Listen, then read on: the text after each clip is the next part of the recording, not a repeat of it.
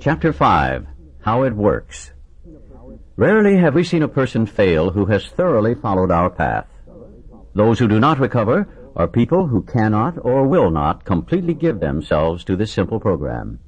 Usually men and women who are constitutionally incapable of being honest with themselves. There are such unfortunates. They are not at fault. They seem to have been born that way. They are naturally incapable of grasping and developing a manner of living which demands rigorous honesty. Their chances are less than average. There are those, too, who suffer from grave emotional and mental disorders, but many of them do recover if they have the capacity to be honest. Our stories disclose, in a general way, what we used to be like, what happened, and what we are like now. If you have decided you want what we have, and are willing to go to any length to get it, then you are ready to take certain steps. At some of these we balked. We thought we could find an easier, softer way, but we could not. With all the earnestness at our command, we beg of you to be fearless and thorough from the very start.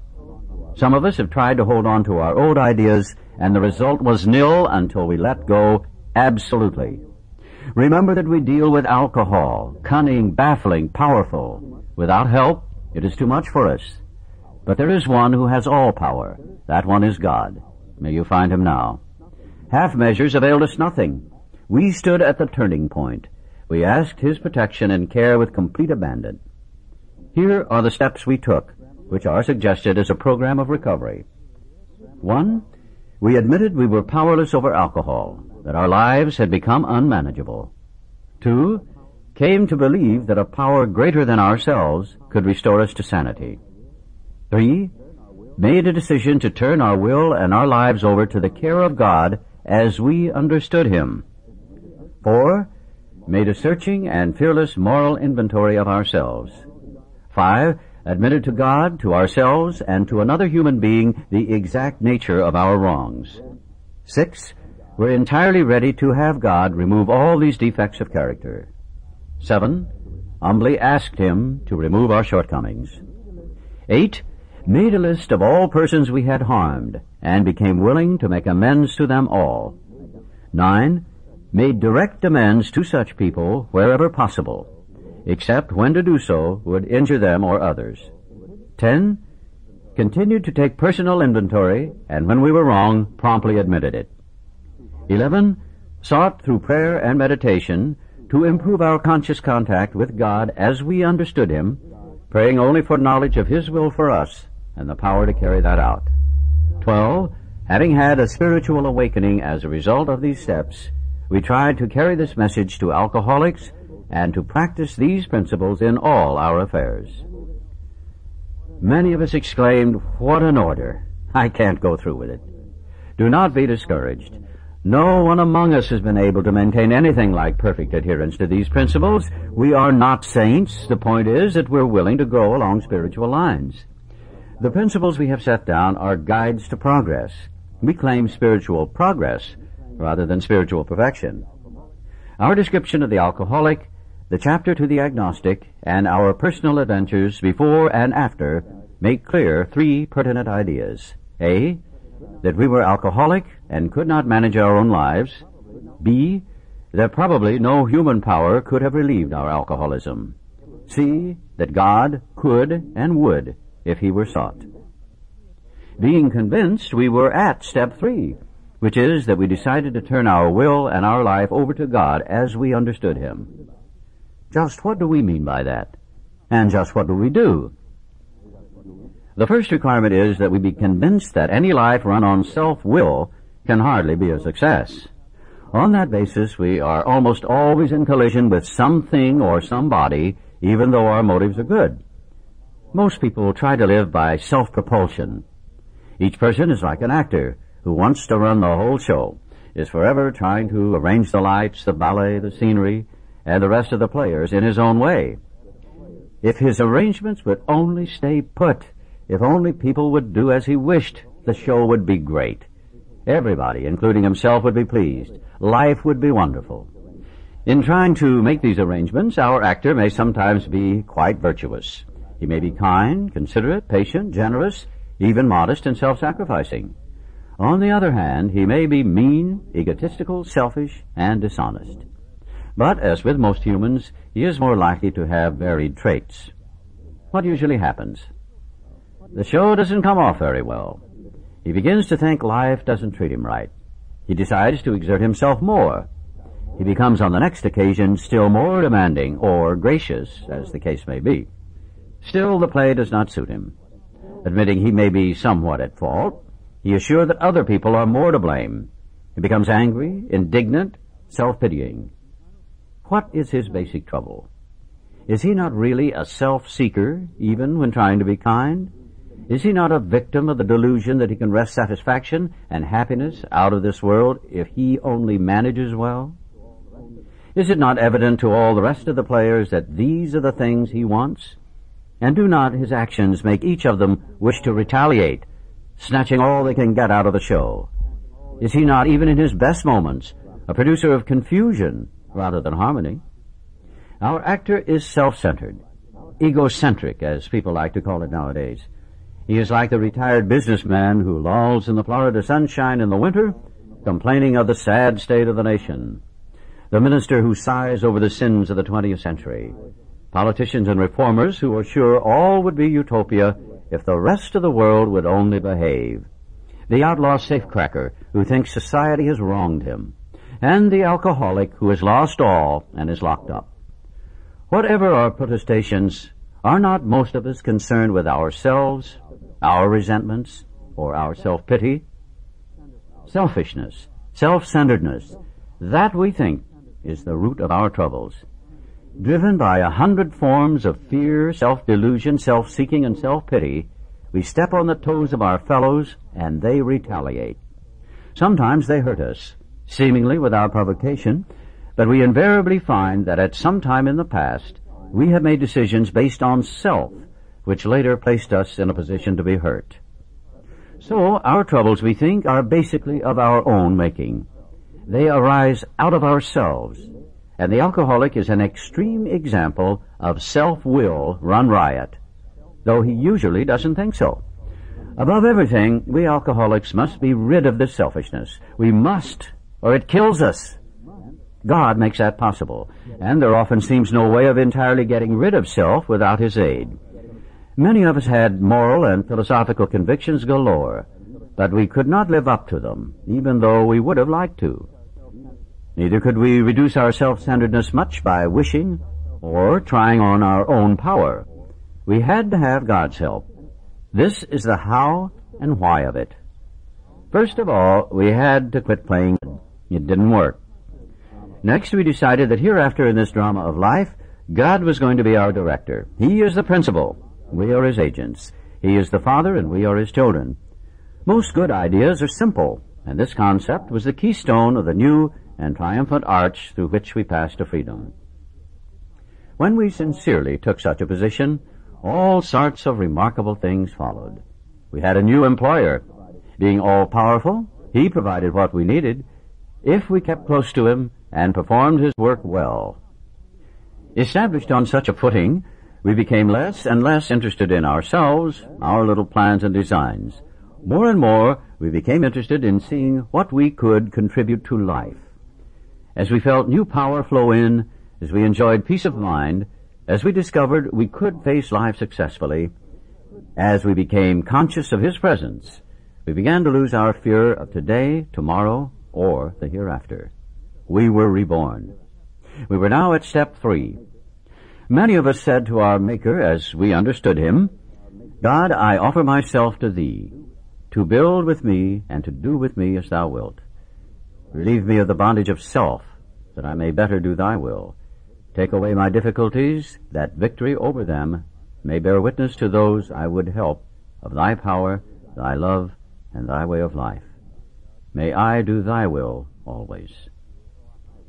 We thought well before taking this step, making sure we were ready, and that we could at last abandon ourselves utterly to Him. We found it very desirable to take this spiritual step with an understanding person, such as our wife, best friend, or spiritual advisor. But it is better to meet God alone than with one who might misunderstand. The wording was, of course, quite optional. so long as we expressed the idea, voicing it without reservation. This was only a beginning, though if honestly and humbly made, an effect, sometimes a very great one, was felt at once. Next, we launched out on a course of vigorous action, the first step of which is a personal house cleaning, which many of us had never attempted. Though our decision was a vital and crucial step, it could have little permanent effect unless at once followed by a strenuous effort to face and to be rid of the things in ourselves which have been blocking us. Our liquor was but a symptom, so we had to get down to causes and conditions. Therefore, we started upon a personal inventory. This was step 4. A business which takes no regular inventory usually goes broke. Taking a commercial inventory is a fact-finding and a fact-facing process. It is an effort to discover the truth about the stock in trade. One object is to disclose damaged or unsaleable goods, to get rid of them promptly and without regret.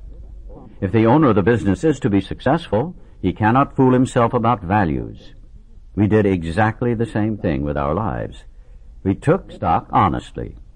First, we searched out the flaws in our makeup which caused our failure. Being convinced that self, manifested in various ways, was what had defeated us, we considered its common manifestations. Resentment is the number one offender. It destroys more alcoholics than anything else. From it stem all forms of spiritual disease.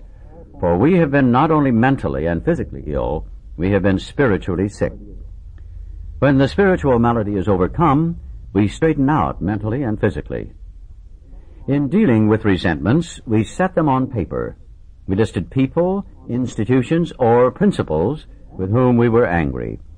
We asked ourselves why we were angry. In most cases, it was found that our self-esteem, our pocketbooks, our ambitions, our personal relationships, including sex, were hurt or threatened.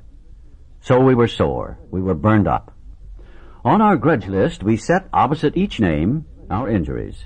Was it our self-esteem, our security, our ambitions, our personal or sex relations which had been interfered with? We were usually as definite as this example. And here the book has set up a table of 3 columns, referring to the person resented, the cause of the resentment, and what the resentment affects. I'm resentful at Mr. Brown. The cause is attention to my wife. Told my wife of my mistress, Brown may get my job at the office. Affects my sex relations, self-esteem, fear. I'm resentful at Mrs. Jones. The cause? She's a nut. She snubbed me. She committed her husband for drinking. He's my friend. She's a gossip. Affects my personal relationship, self-esteem, fear. I'm resentful at my employer. The cause? Unreasonable, unjust, overbearing. Threatens to fire me for drinking and padding my expense account. Affects my self-esteem, fear, security. I'm resentful at my wife. The cause? Misunderstands and nags. Likes Brown. Wants house put in her name. Affects my pride, personal sex relations, security, fear.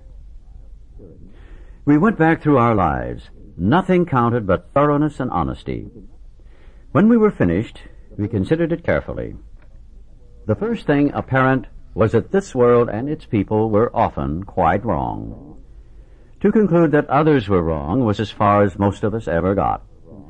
The usual outcome was that people continued to wrong us and we stayed sore. Sometimes it was remorse, and then we were sore at ourselves. But the more we fought and tried to have our own way, the worse matters got. As in war, the victor only seemed to win. Our moments of triumph were short-lived. It is plain that a life which includes deep resentment leads only to futility and unhappiness. To the precise extent that we permit these, do we squander the hours that might have been worthwhile.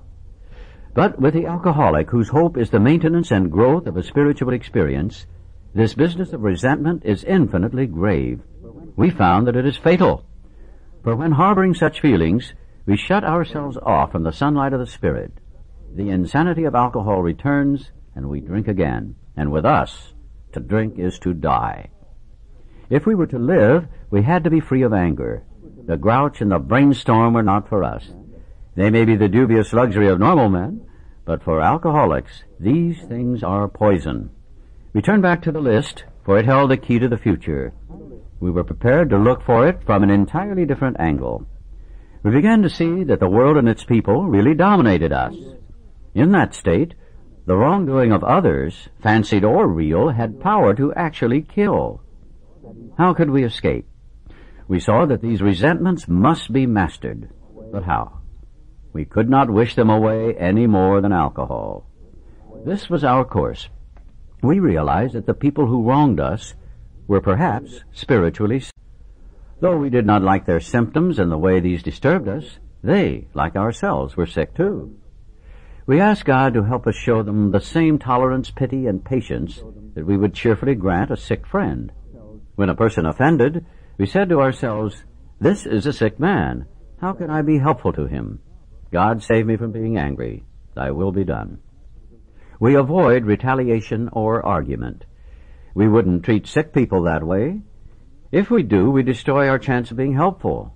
We cannot be helpful to all people, but at least God will show us how to take a kindly and tolerant view of each and every one.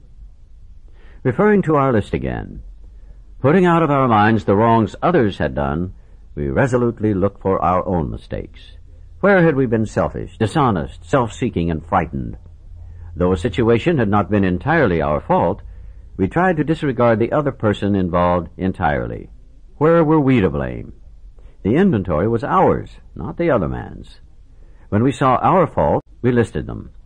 We placed them before us in black and white. We admitted our wrongs honestly, and were willing to set these matters straight. Notice that the word fear is bracketed alongside the difficulties with Mr. Brown, Mrs. Jones, the employer, and the wife. This short word somehow touches about every aspect of our lives. It was an evil and corroding thread. The fabric of our existence was shot through with it. It set in motion trains of circumstances which brought us misfortune we felt we didn't deserve. But did not we ourselves set the ball rolling? Sometimes we think fear ought to be classed with stealing. It seems to cause more trouble. We reviewed our fears thoroughly. We put them on paper, even though we had no resentment in connection with them. We asked ourselves why we had them. Wasn't it because self-reliance failed us? Self-reliance was good as far as it went, but it didn't go far enough. Some of us once had great self-confidence, but it didn't fully solve the fear problem or any other. When it made us cocky, it was worse. Perhaps there is a better way. We think so. For we are now on a different basis, the basis of trusting and relying upon God. We trust infinite God rather than our finite selves. We are in the world to play the role He assigns, just to the extent that we do as we think He would have us, and humbly rely on Him. Does He enable us to match calamity with serenity? We never apologize to anyone for depending upon our Creator. We can laugh at those who think spirituality the way of weakness. Paradoxically, it is the way of strength. The verdict of the ages is that faith means courage. All men of faith have courage. They trust their God. We never apologize for God. Instead, we let Him demonstrate through us what He can do. We ask Him to remove our fear and direct our attention to what He would have us be. At once, we commence to outgrow fear. Now about sex. Many of us needed an overhauling there. But above all, we tried to be sensible on this question. It's so easy to get way off the track. Here we find human opinions running to extremes, absurd extremes perhaps. One set of voices cry that sex is a lust of our lower nature, a base necessity of procreation. Then we have the voices who cry for sex and more sex, who bewail the institution of marriage, who think that most of the troubles of the race are traceable to sex causes. They think we do not have enough of it, or that it isn't the right kind. They see its significance everywhere. One school would allow man no flavor for his fare, and the other would have us all on a straight pepper diet. We want to stay out of this controversy. We do not want to be the arbiter of anyone's sex conduct. We all have sex problems. We'd hardly be human if we didn't. What can we do about them? We reviewed our own conduct over the years past. Where had we been selfish, dishonest, or inconsiderate? Whom had we hurt? Did we unjustifiably arouse jealousy, suspicion, or bitterness? Where were we at fault? What should we have done instead? We got this all down on paper and looked at it. In this way, we tried to shape a sane and sound ideal for our future sex life. We subjected each relation to this test. Was it selfish or not? We asked God to mold our ideals and help us to live up to them. We remembered always that our sex powers were God-given and therefore good, neither to be used lightly or selfishly, nor to be despised and loathed. Whatever our ideal turns out to be, we must be willing to grow toward it. We must be willing to make amends where we have done harm, provided that we do not bring about still more harm in so doing. In other words, we treat sex as we would any other problem. In meditation, we ask God what we should do about each specific matter. The right answer will come if we want it. God alone can judge our sex situation. Counsel with persons is often desirable, but we let God be the final judge. We realize that some people are as fanatical about sex as others are loose. We avoid hysterical thinking or advice.